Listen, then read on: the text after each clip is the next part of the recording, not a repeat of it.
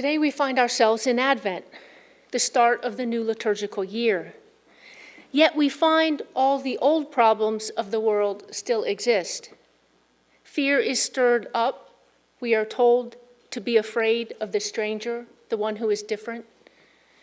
Fires, floods, freak storms, earthquakes, acts of hatred and discrimination are prevalent.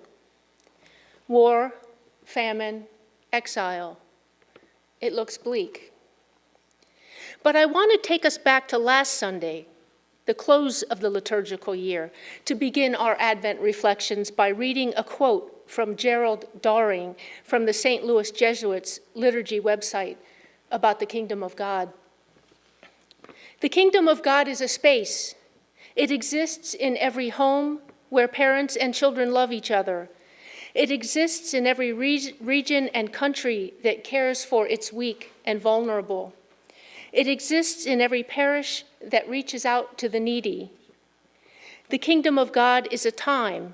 It happens whenever someone feeds a hungry person, or shelters a homeless person, or shows care to a neglected person. It happens whenever we overturn an unjust law, or correct an injustice, or avert a war. It happens whenever people join in the struggle to overcome poverty, to erase ignorance, to pass on the faith. The kingdom of God is in the past, in the life and work of Jesus of Nazareth. It is in the present, in the work of the church, and in the efforts of many others to create a world of goodness and justice. It is in the future, reaching its completion in the age to come. The kingdom of God is a condition. Its symptoms are love, justice, and peace. Think about that for a minute. Love, justice, and peace are the symptoms of the condition of the kingdom of God. And I'd like to add hope and joy. This Advent, as we await the coming of Jesus, we are going to focus on all the little acts that help us realize the kingdom of God. Acts of hope, acts of peace, acts of joy, acts of love. To try to consciously make our own impact on the world. As Christians, we try to do this anyway, but now we are going to try to do it in an intentional way. As I was writing this, the inner critic in my head was saying, this sounds too simplistic, but it is anything but easy. Remember Therese of Lisieux and her little way? I'm sure you remember there was a nun with whom Therese lived, and the nun, she really didn't like this nun, and the nun was sort of mean to her. And Therese went out of her way to smile and be kind to this nun.